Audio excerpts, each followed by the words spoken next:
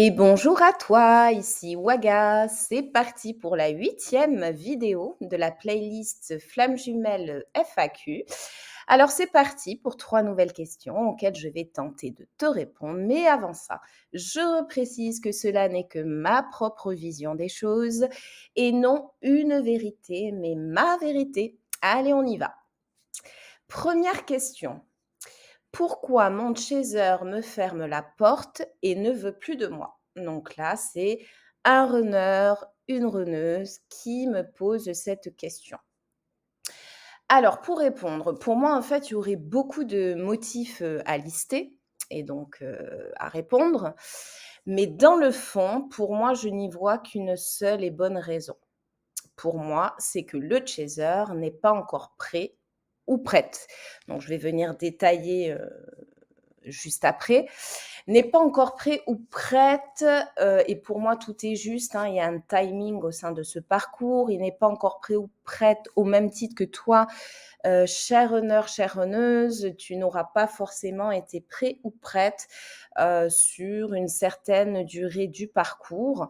On n'est pas prêt, on n'est pas prête parce qu'on a encore des choses à vivre, parce qu'on a encore des compréhensions, à avoir, parce qu'on a encore à se guérir d'un certain nombre de blessures. Bref, je ne vais pas refaire, toute l'histoire ici, c'est pas le but, mais pour beaucoup de choses diverses et variées, on n'est pas forcément encore prêt ou prête. Mais tout arrive à point, j'ai envie de dire. Ensuite, donc pour être un peu plus précise, dans ce pourquoi du comment, ce chaser, ferme la porte et entre guillemets «ne veut plus de toi» parce que dans la réalité, c'est pas vraiment ça. Je dirais alors, il peut être en situation de couple. Il est en couple. Il a refait sa vie suite à la rupture. Donc en ce sens, effectivement, il va fermer la porte. Là, je dirais qu'il s'agirait de respecter cette situation et de faire confiance surtout au timing divin. Comme je le disais avant, tout vient à point. Tout arrive au bon moment, au juste moment. Ensuite, je dirais que le chaser peut fermer la porte, parce qu'il est dans son ego. Donc là, s'il est dans son ego, il n'est pas dans la compassion, dans l'empathie, dans la compréhension, il n'est pas dans le pardon, vis-à-vis de toi, donc cher honneur, chère honneuse. Et donc du coup, il sera plutôt dans des reproches, dans le jugement et il aura un regard négatif. Donc là, il lui reste encore il a une certaine part, hein, de travail à faire pour en arriver justement à, une ouverture, on va dire. Mais dans cette situation, bah, là, effectivement, c'est irréversible, en tous les cas à cet instant T et je dirais qu'il faudrait que tu laisses, le temps au temps. Ensuite, le chaser peut fermer la porte parce qu'il est dans ses peurs. Il est dans ses peurs et là, à ce moment-là, ben, il n'a pas confiance. Ça va être lié à ses blessures. Bien sûr aussi à votre histoire, à cette, mémoire, tout ce qui est resté ancré au niveau de son cerveau par rapport à ce qu'il a pu vivre avec toi. Et là, je dirais qu'il s'agirait de le rassurer, mais le rassurer dans la durée. C'est pas tant par les mots, ou par des actes, mais c'est plus toi dans ton état d'être, comment tu es à ce jour, comment tu as changé, comment tu as évolué. Voilà, hein, de rester présent, présente, et avec, voilà, avec, cette stabilité en fait, et surtout sans lourdeur, dans de la légèreté et les choses se feront, je n'en doute pas, naturellement. Ensuite, le chaser peut être aussi en phase de switch. Il peut être en plein dans son switch. Donc, j'y viendrai dans une prochaine vidéo, hein, explicative sur le switch. Mais du coup, ça veut dire que là, il est dans un équilibre personnel, intérieur, en pleine évolution, en plein épanouissement avec lui-même, elle-même, et surtout donc centré sur lui ou sur elle.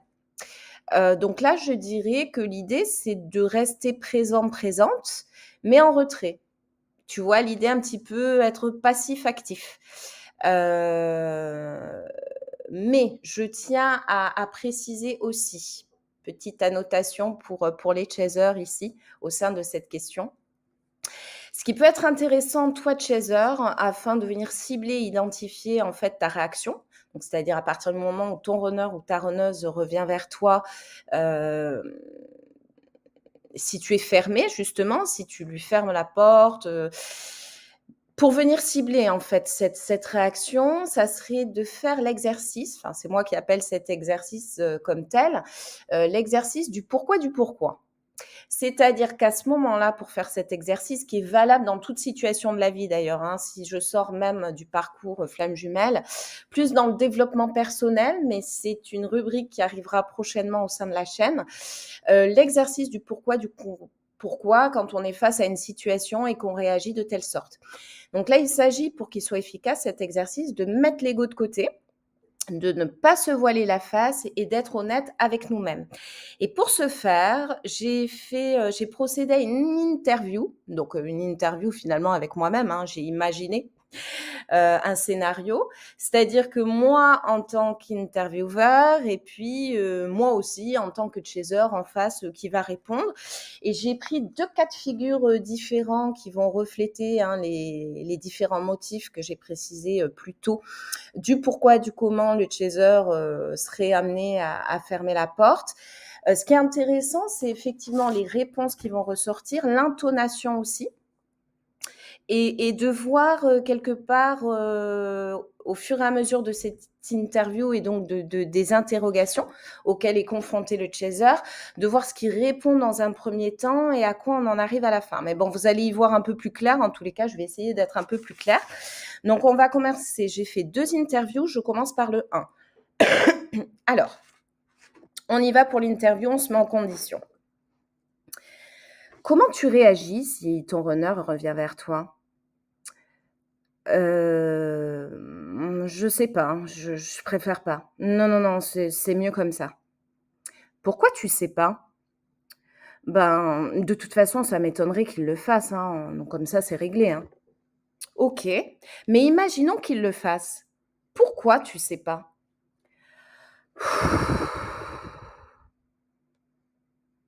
Je veux pas revivre ce que j'ai vécu auparavant avec lui. Ces fuites, c'est un coup oui, un coup non. Et pourquoi tu veux pas revivre cela? Ben, parce que ça fait mal pardi, parce que ça fait trop mal. J'ai trop souffert et je veux plus jamais revivre cela. J'ai mis trop de temps à m'en remettre et ça a été très difficile pour moi de m'en relever. Je ne veux plus sombrer en amour. Et pourquoi penses-tu que tu pourrais encore sombrer par amour pour lui? Ben, parce que je suis certaine qu'à nouveau, il finira par m'abandonner. Voilà, c'en est fini pour cette interview. Donc en fait ici, ce qui ressort, on le voit bien, hein, c'est la blessure, hein, d'abandon qui est encore fortement présente et marquée et qui est toujours active. Il y a aussi les peurs, les craintes du coup, hein, du côté du chaser, crainte de revivre une situation, similaire, et il y a également un manque de confiance, un fort manque de confiance vis-à-vis de son runner, de sa runneuse, ce manque de confiance qui est ancré.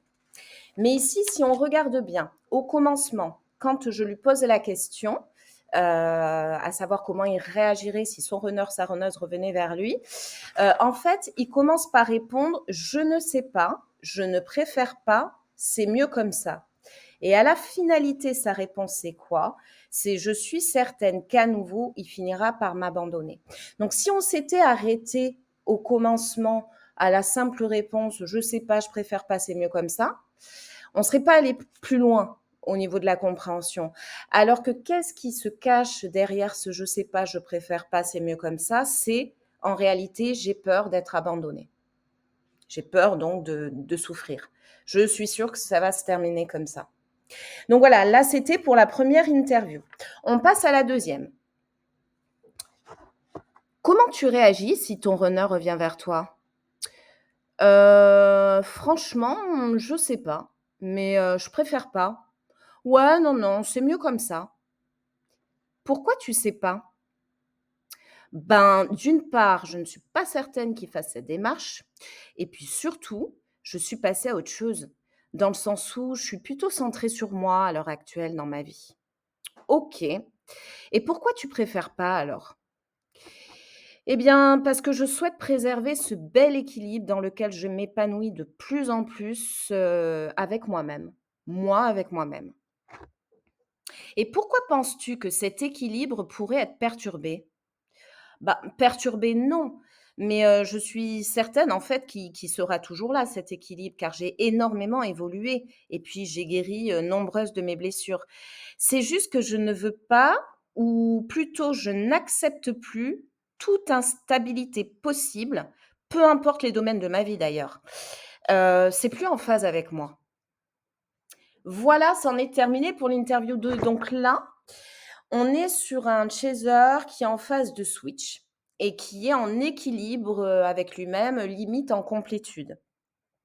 Et donc en fait, il y a pas vraiment un manque de confiance comme on l'avait dans le cas 1. On a un doute léger peut-être vis-à-vis de son runner, mais c'est surtout il s'y attarde même pas, c'est surtout il cherche à se protéger intérieurement face à ce bel équilibre qu'il a trouvé, dans lequel il évolue et il cherche, ouais, à le préserver et surtout à l'entretenir, pardon. Et ici, quand je lui pose la question au commencement, à savoir comment il réagirait face au retour de son runner, au commencement, il répond comme dans le cas 1: «Je ne sais pas, je préfère pas, c'est mieux comme ça». Sauf que si vous l'avez remarqué, déjà l'intonation n'est pas la même.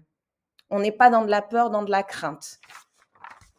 Et surtout, qu'est-ce qu'il finit, par répondre? C'est: «Je ne veux pas» ou plutôt: «Je ne veux plus et je n'accepte plus d'être dans de l'instabilité dans ma vie, peu importe les domaines d'ailleurs, car ça n'est plus en phase avec moi».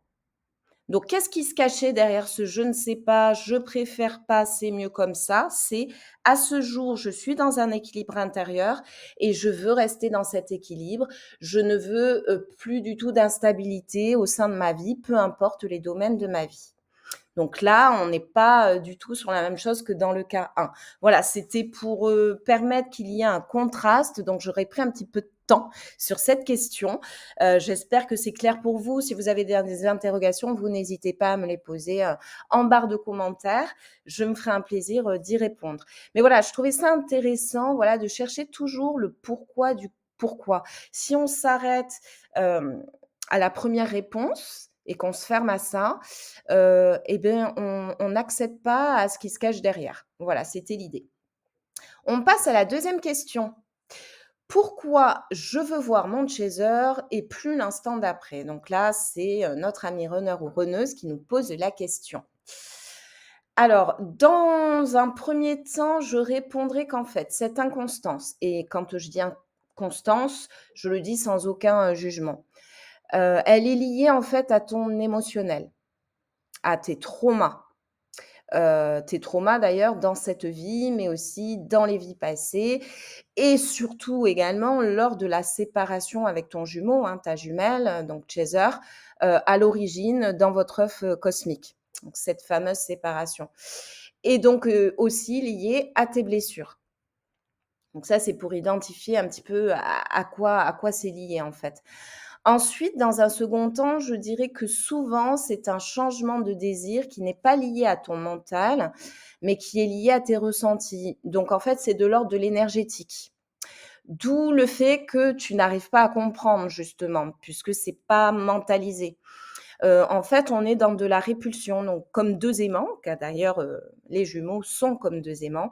Il y a ce fameux phénomène d'attraction et de répulsion et là, à ce moment-là, quand tout à coup, tu ne souhaites plus le voir, tu es dans la répulsion. Mais je rappelle, on est dans un ressenti du coup. C'est quelque chose c'est comme parfois tu es poussé à contacter ou voir ton chaser et beh, tu peux être repoussé en fait. Et ensuite, je dirais dans un troisième temps que c'est, bah, ta fameuse dualité, en fait. La fameuse dualité effectivement du runner, de la runneuse, où là, tu te retrouves coincé et confus, confuse entre ton mental et ton cœur. Donc un coup, ton chaser compte plus que tout pour toi et un coup, ton chaser est, quelqu'un ou quelqu'une, hein, comme un autre, une autre. C'est-à-dire, qu'il ou qu'elle n'a pas plus d'importance, que ça pour toi. Heu En fait, aussi, je dirais que tu vas ressentir tu ressens un inconfort dans tes ressentis, tes émotions, au moment où tout à coup tu souhaites plus le voir, quoi. Ouais, il y a comme un malaise, un inconfort, c'est très profond, en fait, ouais, dans tes ressentis, tes émotions. Il y a le besoin aussi en fait, de contrôler, tes émotions, hein. Tu n'aimes pas être dépassé et surtout tu n'as pas l'envie de souffrir, donc ce besoin de contrôler tes émotions et aussi le fait que tu es persuadé que l'amour de toute façon n'existe pas. Donc c'est ça en fait, là on est bien dans ton mental, hein, cette dualité. Au niveau de ton mental, tu es persuadé que, l'amour n'existe pas et ce besoin de contrôler tes émotions justement pour ne pas être dépassé ou ne pas souffrir et parfois, être auprès de ton chaser ou d'y penser même, fait que tu te sens, dans un inconfort, et pas à l'aise du tout avec tes émotions. Hem, mais alors, j'ai envie de préciser en détail que souvent, si tu remarques, donc toi, runner, runneuse, lorsque tu es, alors, ça n'est pas dans tous les cas, ça n'est pas automatique, mais ça va concerner certains runners, certaines runneuses. Lorsque tu es, sous, effet, on va dire, de substances, que ce soit de l'alcool, des drogues et cetera, à ces moments-là, tu vas être plutôt dans une ouverture de cœur et comment ça s'explique, en fait? C'est que, de par l'effet de ces substances, en fait, tu n'es pas dans le contrôle. Donc tu n'es pas dans ton mental, tu es plutôt dans ton cœur.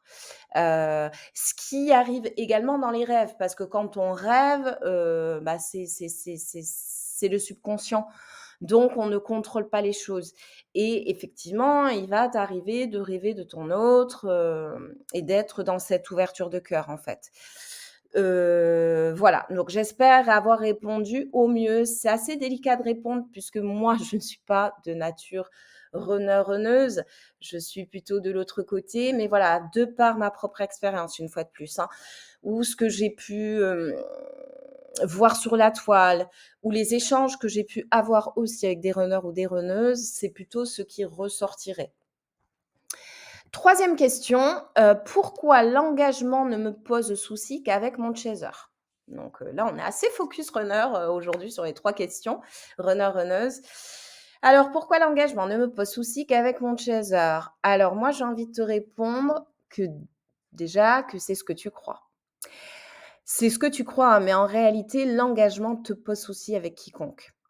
Mais la réalité, c'est que lorsque tu es en relation couple, hors que ton chaser, tu n'es pas du tout engagé, contrairement à ce que tu crois. C'est d'ailleurs ce qui te permet de vivre cette relation, parce que tu n'es pas engagé. Oui, parce qu'en fait, l'engagement te pose problème parce qu'il te fait peur. Peur d'être trahi, peur d'être jeté, entre autres. Et il relève ici de l'engagement émotionnel. Donc en fait, oui, tu as peur de l'engagement, mais de l'engagement émotionnel. Or, lorsque tu es avec une personne où tu ne vas pas te sentir dépassé ou submergé par tes émotions que tu gères plutôt parfaitement, et ça, c'est une forte capacité, qu'il y a chez toi, cette gestion, d'émotions, alors tu vas, arriver effectivement à évoluer au sein de la relation. J'espère être claire, hein. Quand tu es avec quelqu'un, en relation avec quelqu'un, relation sentimentale et que tu ne te sens pas dépassé par tes émotions, pas submergé, que tu arrives à les contrôler, et beh, dans ces cas-là, tu vas réussir à évoluer au sein de la relation effectivement hem, parce que tu arrives à contrôler ses émotions, en fait. C'est ce que je veux dire par là et tu vas avoir l'impression d'être engagé parce qu'effectivement, tu es physiquement avec la personne. Tu es lié physiquement, avec cette personne. Mais la vérité, en fait, ici, c'est que, en fait, tu sais, toi, que tu ne tomberas pas dans une dépendance affective avec cette personne, vis-à-vis de cette personne, hem, que tu ne seras pas effacé, tu ne seras pas en perte d'identité, tu ne seras pas, amené à ne plus pouvoir, avancer seul et cetera. Heu, alors que c'est quelque chose qui va t'inquiéter, à l'inverse, auprès de ton chaser. tu ressens auprès de ton chaser une forte personnalité, une énergie débordante, des exigences quelque part et des attentes, aussi qui te couvrent et qui te donnent beaucoup d'amour, tout ça te dépasse, te surpasse et va venir, t'inquiéter. Et aussi je dirais que, hem, en fait, au sein d'une relation «lambda» entre guillemets que tu vas vivre avec une personne donc autre que ton chaser, tu auras déjà anticipé une potentielle rupture. Parce que quelque part, tu es même convaincu qu'à un moment donné ou à un autre, il y aura rupture. Mais en fait, tu sais que tu ne vas pas, que tu n'en souffriras pas trop. Alors que c'est tout à fait l'inverse auprès de ton chaser, même limite, tu vas ressentir que ça te sera fatal. Alors, ceci, tu l'auras avec conscience ou pas. Ça pourrait être un ressenti au fin fond de toi, simplement.